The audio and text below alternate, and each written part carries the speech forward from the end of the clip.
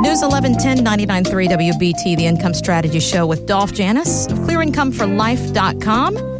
Tucker Carlson tonight on Fox News is always a big hit. He's got a new book out called Ship of Fools, How a Selfish Ruling Class is Bringing America to the Brink of Revolution. And this has been a great read for a lot of people that I know. And we had a chance to spend some time with Tucker and talk to him about politics, what's happening in Washington, how it affects us here in the Carolinas and around Charlotte. And since many people on the left and the right seem to just despise President Trump, we asked Tucker how anything really gets done in Washington at all. Well, not much does.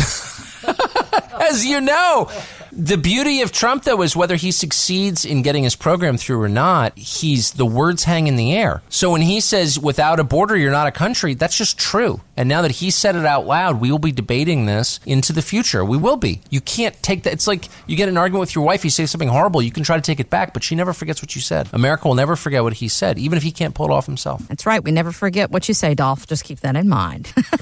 Exactly. All joking aside, how is all of this political dysfunction, whether it's right or left that people agree with, how is it affecting our financial lives here in Charlotte? Well, first of all, this book, I've read it, and it's really fun to read. It's a fun read. It's different than it's not a political bash on different views on him. It's nothing to do with finances, but it's just interesting how one man's opinion, and that's all it is one man's opinion, can change a lot of different things. Now, you look about the political dysfunction affecting our political lives. In my personal opinion, I think politics is more of a distraction now than anything. I mean, most people do not want to talk about politics in public. They do not want to talk about religion in public. And that's right. And unfortunately, now politics has become a part of a daily conversation with anybody. You can't anybody. escape it. No, I mean, it's exhausting, honestly. Exactly. I mean, someone walks around wearing a Make America Great hat again, and he's treated by certain people the wrong way just for wearing a hat. And there's other paraphernalia people wear on the other side, and they're treating accordingly. What happened to freedom of speech? I mean, in my opinion, you do not have to like the President of the United States. We've had several of them throughout the years. You don't have to like them. In my opinion, you just have to respect the office. And if you respect the office and we can all get along, don't things usually happen better? If you look at a team, a football team, any sports team, the teams that play together usually win and have a better chance of winning. The teams that have a one-man show, I mean, they have a harder chance of winning. And that's what this whole thing has been dysfunctional, is because people are treating politics into their lives. And what it's hurting is hurting the financial markets because people are going against something just because of what other people say. Mm-hmm. Yeah, it's just so much going on. And Tucker's book actually does a great job of ruling classes, bringing them. You know, politicians have for years been reluctant to tackle our Social Security and pension problems. And Tucker Carlson tells us that he personally is not worried about the future of things like Social Security.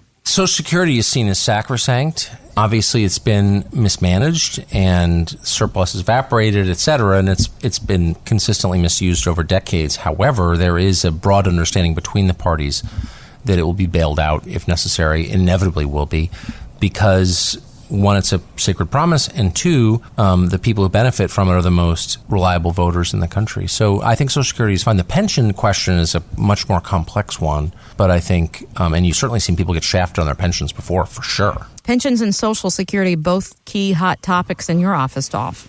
Absolutely. I mean, and the thing is there's three income sources for life that you can count on. It's Social Security, pensions, and income annuities. Those are pretty much the only three guaranteed lifetime incomes. Well, you've seen what's happened with pensions. A lot of them defaulting, taking them away. You have no control of them. Social Security, as Tucker was saying, it's going to be there. There's going to be a lot of changes. I mean, we talked last week that everybody's going to be getting a little bit of raise next year, which is nice to see. But there's going to be a lot of changes down the road on Social Security. And when you take Social Security, it's very important. You take it at 62, 66, 70 and a half. You got everybody's situation is different on when you're going to do it. You can't rely on a pension. You can rely on Social Security that's going to be there for you. But if you can create yourself your own pension, would that interest you, where you can take your own money, keep control of it, and guarantee you a lifetime income payout? That's something that we can help you with. That's something that we talk about, to take that stress of don't depend on Social Security as your primary source of income. Yeah, that's the key, is it can't be your primary source. But Dolph, you certainly incorporate that into the Where Do I Stand plan by doing that Social Security analyzation report so that people know what the best option is for them. They can maximize that because, guys, it's your money that you've paid into Social Security. You want to make sure that you get the most out of it. So if you'd like him to do that Social Security analyzation report, Dolph is happy to do so. 704-919-0149 so that you can have some more personal insight about that. Tucker Carlson also had a few words of wisdom for those of us who tend to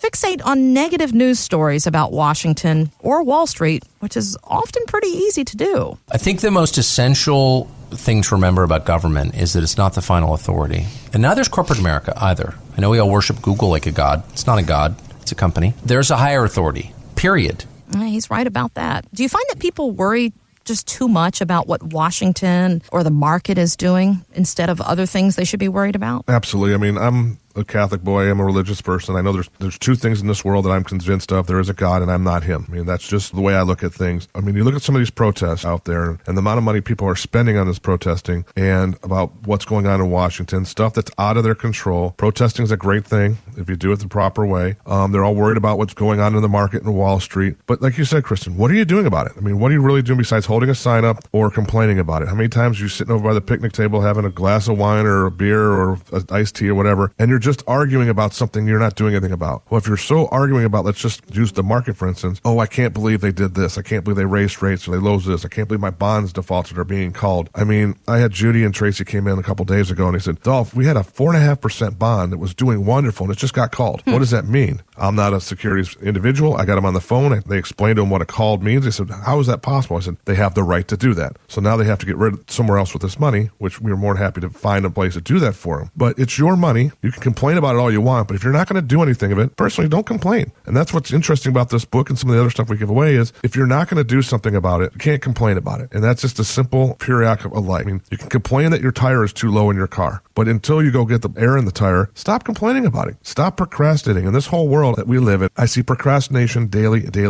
I've seen people hold on for too long and then it's too late and then they don't know what to do because they're confused.